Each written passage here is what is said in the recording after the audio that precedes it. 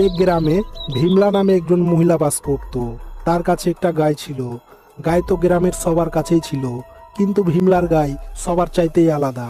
তার একটি বিশেষ গুণ ছিল। গ্রামের বাকি গাইগুলো দুধ দিত আর গোবর দিত, কিন্তু ভীমলার গাই দুধও দিত না আর গোবরও দিত না। ভীমলার গাই গোবরের পরিবর্তে সোনা দিত। রাত হতেই ভীমলার গাই চিৎকার করতে শুরু করত, আর সঙ্গে সঙ্গে ভীমলাও ঝুড়ি হাতে নিয়ে গায়ের কাছে এসে তার পেছনে রেখে দিত, আর সঙ্গে সঙ্গে গাই সোনা দিত। এইভাবেই সে অনেক সোনা দিত।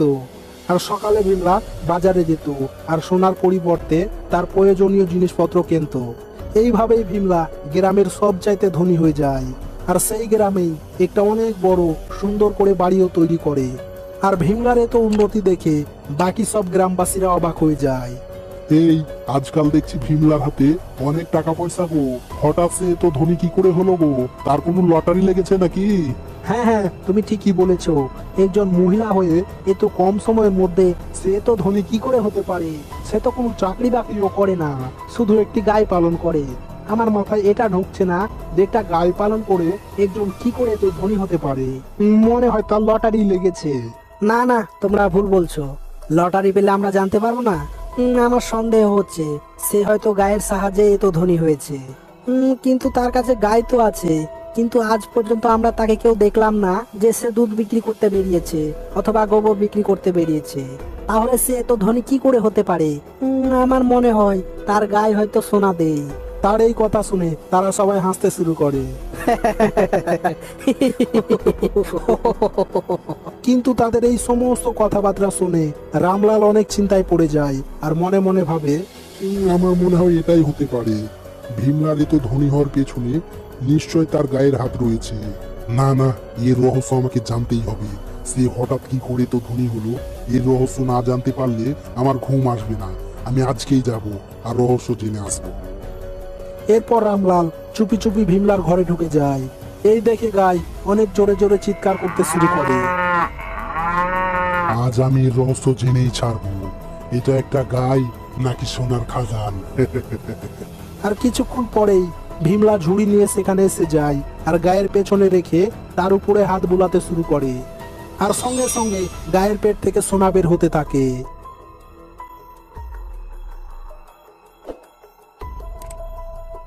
এই দেখে রামলাল খুশিতে দিশেহারা হয়ে যায়। আরে এ তো গাই নয়, এ তো দেখছি সোনার খাদান গো, সোনার খাদান। এটা তো দেখছি একটা জাদুই গাই। না, যেই করে হোক এই জাদুই গাই আমার চাই চাই। কিন্তু এখন তো সামনে ভীমলা আছে। না না, এখন হবে না। আমি আজকে ফিরে যাই আর কালকে রাতে এসে আমি তার জাদুই গাইকে চুরি করে নিয়ে পালাবো। এই বলে রামলাল সেখান থেকে চলে যায়। আর পরের দিন সে জাদুই গাইকে চুরি করার জন্য আবারও সেখানে আসে। আর যখনই রামলাল জাদুই গাইকে চুরি করে নিয়ে পালাতে যাবে, তখনই গাই অনেক জোরে জোরে চিৎকার করতে শুরু করে। আর গায়ের এত চিৎকারের আওয়াজ শুনে ভীমলা বের হয়ে আসে।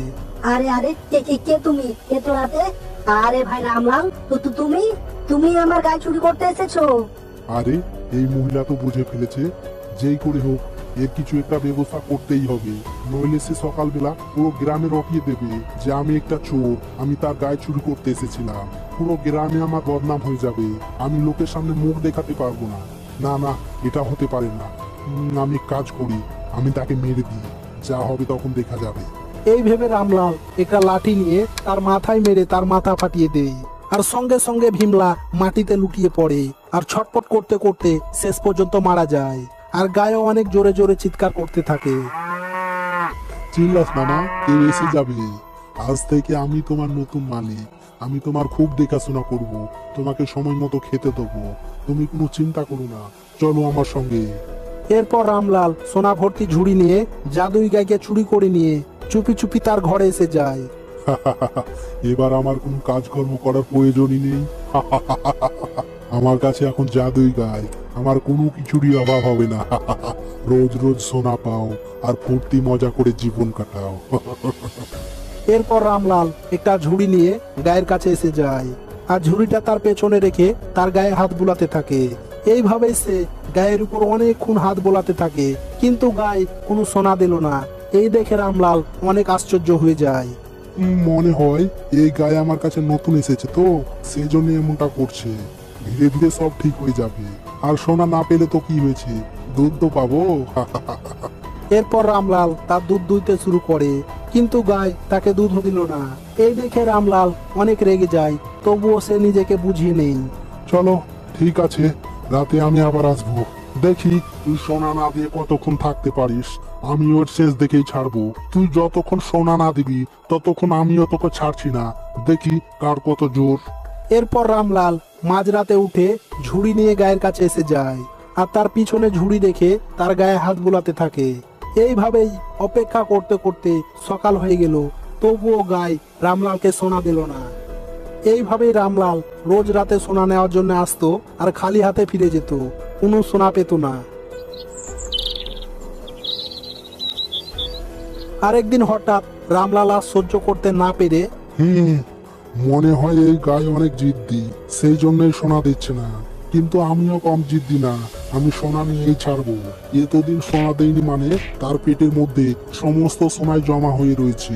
আমি এক কাজ করি, এ যখন সোনাও দিচ্ছে না আর দুধও দিচ্ছে না, আমি তার পেট কেটে তার সমস্ত সোনা বের করে নিই। রামলাল সোনার লোভে অনেক নিষ্ঠুর হয়ে যায়, আর একটা অনেক বড় চাকু নিয়ে তার পেট কাটতে শুরু করে। আর গায় অনেক জোরে জোরে চিৎকার করতে থাকে। এইভাবেই চিৎকার করতে করতে শেষ পর্যন্ত গায়টা মারা যায়। আর রামলাল গায়ের পেট দেখে অবাক হয়ে যায়, কারণ গায়ের পেটে কোনো সোনাই ছিল না। হ্যাঁ, এ কি দেখছি, এ কি দেখছি আমি? একটাও সোনা নেই, এটা কি করে হতে পারে? যাক, ভালোই হয়েছে, সে মারা গেছে, একটা আপদ দূর হলো। আমার সঙ্গে গাদ্দারি। সে যখন ভীমলার কাছে ছিল তাকে অনেক সোনা দিত, আর আমার কাছে এসে সোনা তো দেওয়া দূরের কথা, দুধ দেওয়া তো দূরের কথা, গোবর খান পর্যন্ত দিল না। এ তো জিদ্দি গাই। ভালোই হয়েছে, আপদ দূর হয়েছে। এরপর রামলাল তাকে জঙ্গলে ফেলে এসে নিশ্চিন্তে ঘুমিয়ে যায়। আর কিছুক্ষণ পরেই রামলালের স্ত্রী চিৎকার করে ওঠে, না। আরে আরে, কি হলো গো? হঠাৎ এত রাতে চিৎকার করে উঠলে যে? কোনো খারাপ স্বপ্ন দেখলে নাকি? হ্যাঁ গো, হ্যাঁ, অনেক খারাপ স্বপ্ন, অনেক খারাপ। আমি দেখলাম একটা মহিলা ডাইনি একটা গরুর উপরে বসে আমাকে মারতে আসছে, আর আমার পেটের উপরে পা চাপিয়ে আমাকে মেরে চলে গেল। ও গো, আমার যে কোনো মুহূর্তে বাচ্চা হতে পারে, আর এই মুহূর্তে এরকম একটি খারাপ স্বপ্ন দেখলাম। আমাদের কোনো বিপদ হবে না তো গো? তো তুমি একটা কিছু করো না গো, তো তুমি এর একটা কিছু করো। আমার অনেক ভয় করছে গো, আমার অনেক ভয় করছে। এই শুনে রামলাল অনেক ভয় পেয়ে যায়।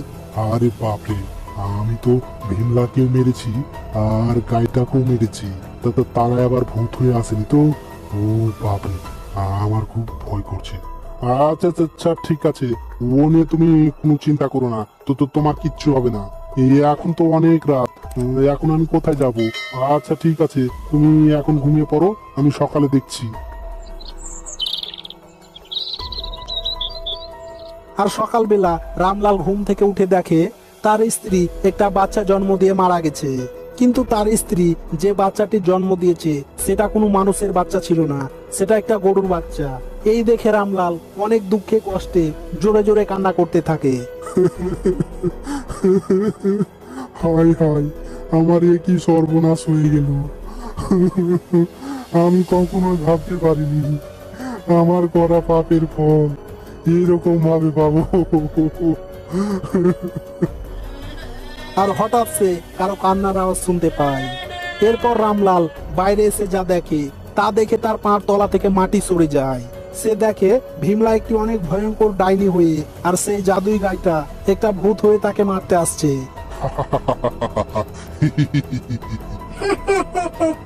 এই লোভী মানুষ, তুই সোনা দানার লোভে পড়ে তুই আমার মালিকের সাথে সাথে আমাকেও মেরে ফেলেছিস। তুই জানিস আমার মালিক ভীমলাকে আমি কেন সোনা দিতাম, তোকে কেন দেইনি? তাহলে শোন, আমি যখন জঙ্গলে একা একা দিশাহারা হয়ে ঘুরছিলাম, তখন আমাকে সেই জঙ্গলের একটা ভয়ঙ্কর বাঘ আমাকে খেতে আসছিল। আরে ভীমলাই সেই বাঘের হাত থেকে আমার প্রাণ বাঁচিয়েছিল, তাই আমি সোনা দিয়ে তার উপকারের ঋণ শোধ করছিলাম, আর তুই আমাকে মেরে দিয়েছিস। লোভী মানুষ, আজ আমরা তোকে ছাড়বো না, প্রাণে মেরে ফেলবো। আমাকে ক্ষমা করে দাও। এই লোভী মানুষ, তুই আমাকে সোনা দানার লোভে প্রাণে মেরে ফেলেছিস।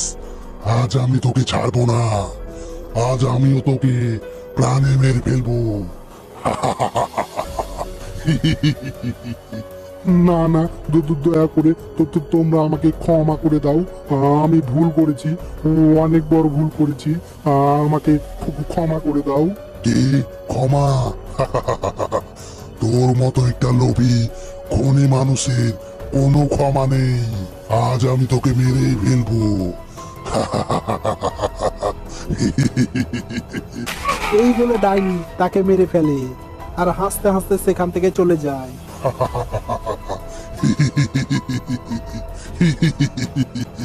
তো এই গল্প থেকে আমরা এই শিক্ষা পাই যে আমাদের করা পাপের ফল আমাদের ভোগ করতেই হবে। তাই যে কোনো পাপ কাজ করার আগে অবশ্যই 100 বার চিন্তা করবে আর পাপ কাজ থেকে দূরে থাকবে। গল্পটি কেমন হয়েছে অবশ্যই কমেন্ট বক্সে জানিয়ে দাও। ভিডিওতে একটা লাইক করে চ্যানেলটি সাবস্ক্রাইব করে নাও। ধন্যবাদ।